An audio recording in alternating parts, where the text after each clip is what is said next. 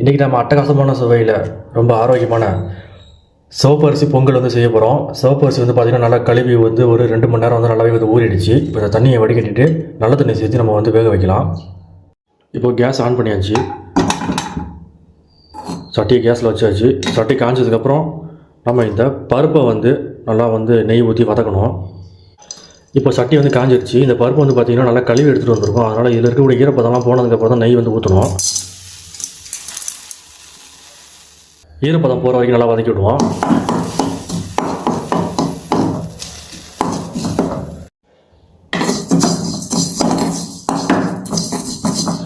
இப்போ ஈரப்பதம் கம்ப்ளீட்டாக வந்து ரிமூவ் ஆகிருச்சு. இப்போ வந்து நெய் சேர்த்துக்கலாம்.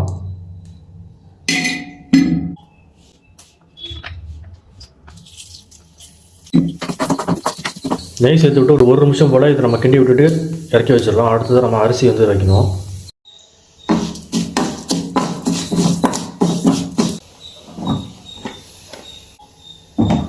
இப்போ நம்ம சிவப்பு அரிசி நல்லா கழுவி எடுத்துகிட்டு வந்தாச்சு.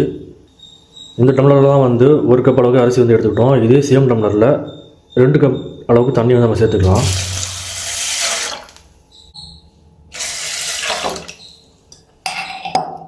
அரிசி கொஞ்சம் கொதி வந்ததுக்கப்புறம் நம்ம வறுத்து வச்சுருக்கக்கூடிய இந்த பருப்பை அதோட சேர்த்துக்க வேண்டியது தான்.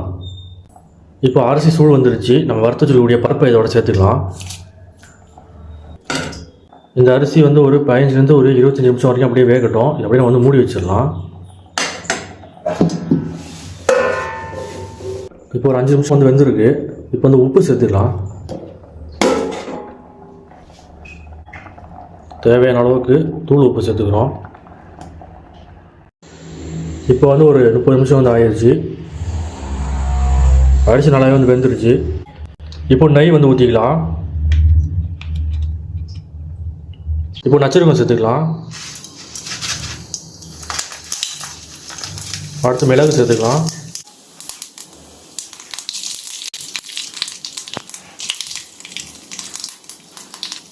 இப்போ மிளகை பொங்கலில் சேர்த்துக்க வேண்டியதான்.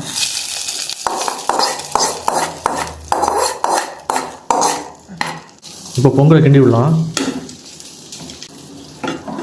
இப்போ சுவையான பொங்கல் சிகப்பரிசி பொங்கல் தயாராகிடுச்சு.